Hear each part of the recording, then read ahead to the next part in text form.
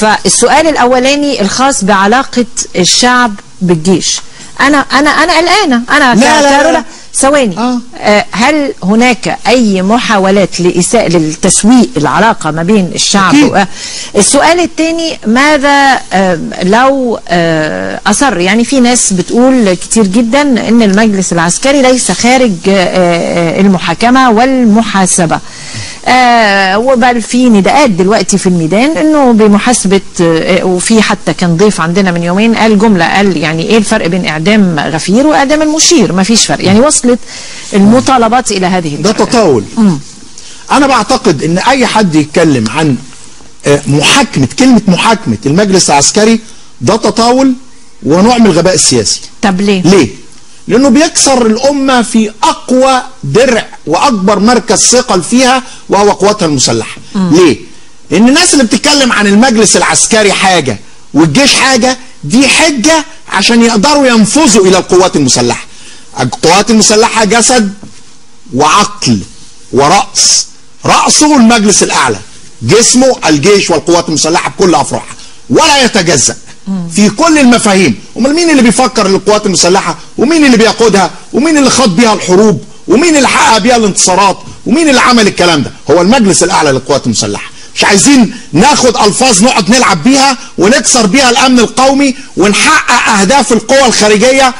كسر اهم مركزين ثقل، الامن والجيش، زي ما عملوا في ايه؟ زي ما عملوا في العراق، زي ما عملوا في الصومال، زي ما عملوا في اي دوله تانيه. اول قوه دخلوا عليها القوات المسلحه وقوات الامن، خلصوا عليهم، انهارت الامه. احنا مش هنسمح بهذا، ده نمره واحد. اذا من يتحدث عن محاكمه، كلمه محاكمه او الخروج الامن، ده تطاول غير مسموح به، ده نمره واحد. وجحود غير مسموح به، ده نمره اثنين. نمره ثلاثه، اذا كانت القوات المسلحه في كل مره بتعلن عن كثير من النوايا تثبت صحة توجهها ناحية تسليم السلطة، بمعنى إلغاء قانون الطوارئ، يأتي في كلمة سيادة المشير احنا سلمنا السلطة التشريعية والرقابية لمجلس الشعب. معنى كده ايه؟ ان في تدرج، انا ماشي بتدرج، محدش يقودني الى التسرع، محدش يقودني الى حاجة تأتي على حساب الامن القومي للامة. انا ماشي طبقا لجدول زمني حطيته وارتضيناه وبننفذه.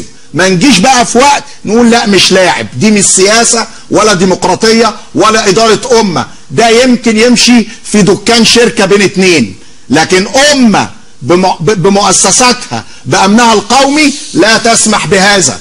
في جدول زمني يتحط، اللي صبر 30 سنة يصبر الشهرين ثلاثة، وصبر 30 سنة في ظروف أسوأ مما أي حد يتصور، يصبر الشهرين ثلاثة في ظروف أفضل. إذا نحن أمام فكرة توجه ضد مصر، صياغتها مختلفة، ممكن الصياغة مختلفة. عايز أضرب القوات المسلحة، أضربها في الميدان، أضربها برأي، أضربها بتطاول، أضربها بكسر الروح المعنوية لأفرادها. كل دي محاور اقتراب إلى مركز ثقل عظيم في مصر اسمه القوات المسلحة، ولن نرضى به. وشعب مصر واعي، شعب مصر ما بيحبش كده، شعب مصر بيحب القوات المسلحة وبيعظمها وله علاقة خاصة بيها. إذا كانت النخب عايزة تغذي في دماغة الأولاد إن القوات المسلحة وحشة وفي فرق بين المجلس والقوات المسلحة، فهذا غير موجود.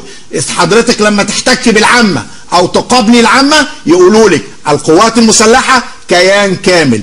مجلس أعلى أخطأ، عرضة للانتقاد، وماله؟ انتقد. أخطأ، ساعده. هو يهودي؟ ده مصري زيك، ساعده. ولا زي اللي في المجلس الرئاسي وانسحبوا من أول أزمة سياسية. أنت جاي تساعد ولا جاي تعرقل المجلس الأعلى للقوات المسلحة؟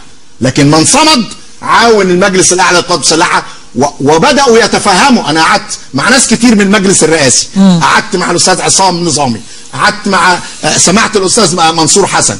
كل الأفكار تغيرت وبدأت الرؤية تتضح، لأنهم احتكوا مباشرة بالقوات المسلحة أو بالمجلس الأعلى عندما يواجه أزمة.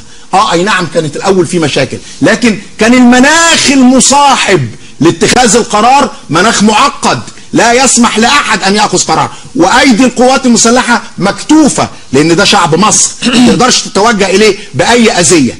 مهما قال حد عن القوات المسلحه ان القوات المسلحه اذت شعب مصر، عمر القوات المسلحه كان عندها الفرصه في الاول تأذي شعب مصر، ولكنها لم تقدم على هذا، وكان المناخ مواتي اكتر، ولكنها لم تقدم على هذا. ليه؟ لان القوات المسلحه عندها قيم، وانحازت الى الشرعيه الموجوده في الثوره وفي شعب مصر، وحمتها ووفرت لها كل الغطاء اللي هي تستكمل. حتى الدبابه زي ما قال الاستاذ مصطفى بكري كان بيكتب يسقط مبارك، ما حدش قال شيلها.